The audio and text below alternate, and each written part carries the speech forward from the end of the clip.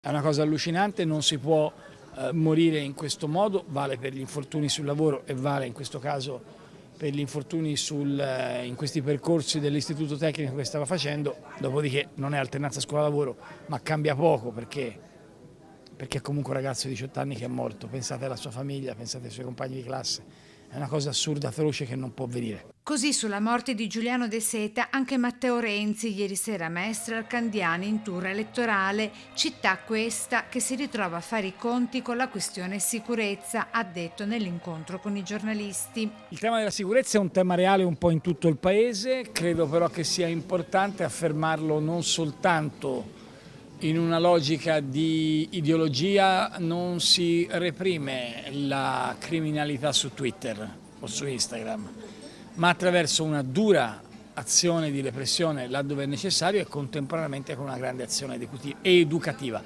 Un grande leader europeo diceva duri con il crimine, duri con le cause del crimine. Ecco, bisogna essere capaci tutte e due.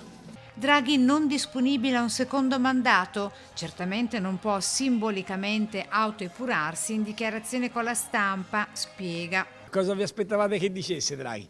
Sì, sono in campagna elettorale. Vi ricordo che quando abbiamo fatto l'operazione di mandare a casa Conte e portare Draghi, tutti dicevano che Draghi non era disponibile. La risposta si dà al Presidente della Repubblica, non ai giornalisti in sala stampa. La flat tax, una bufala, dice. La vera domanda è la flat tax con che soldi la fa Salvini? Con quelli del Monopoli? Perché i dati dicono chiaramente che costerebbe un centinaio di miliardi. Noi abbiamo l'inflazione, il caro bollette, il caro energia. Ci mettiamo anche a inventare proposte mirabolanti. Infine le indicazioni sul terzo polo. Se voi siete persone che avete votato destra, magari perché condividevate Zaia o la linea di Forza Italia del passato, non potete votare per la fiamma della Meloni o per questa Lega con Salvini. Se voi siete di sinistra, credevate nel progetto di un partito riformista, non potete più votare il PD che sposa il reddito di cittadinanza.